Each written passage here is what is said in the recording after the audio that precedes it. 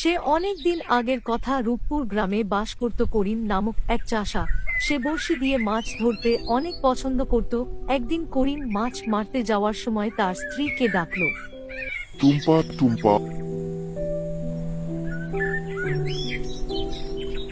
কি বলবে? আমি মাছ ধরতে গেলাম, তুমি বাড়িতেই থেকো। বাড়িতে চাল নেই, ভাত রান্না করব কি দিয়ে? শফিকদের দোকান থেকে চাউল বাকি নিও।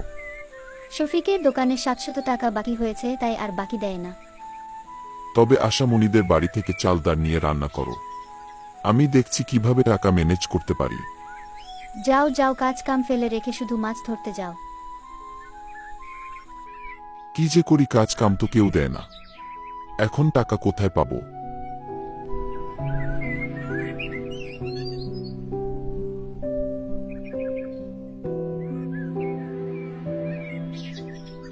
অনেকক্ষণ ধরে বসে আছি, একটি মাছও তো ধরছে না। এই তো উঠেছে।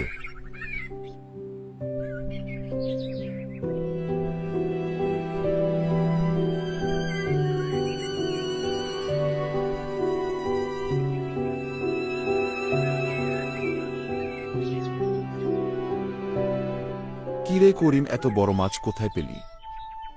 নদী থেকে ধরে আনলাম। কাল সকালে মাঠে আসিস।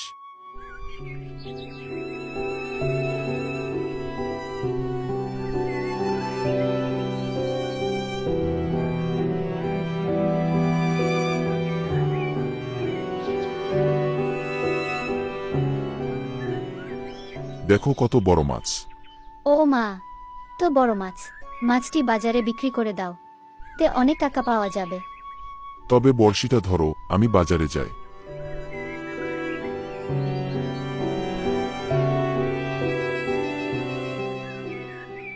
ভাই, মাছটির দাম কত?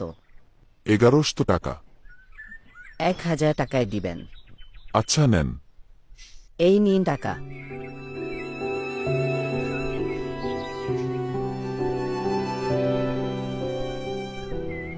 তারপর থেকে করিম প্রতিদিনই নদী থেকে মাছ ধরত এবং তা বাজারে নিয়ে বিক্রি করে সংসার চালাত। এভাবে করিমের দিন বেশ সুখেই কাটতে লাগলো।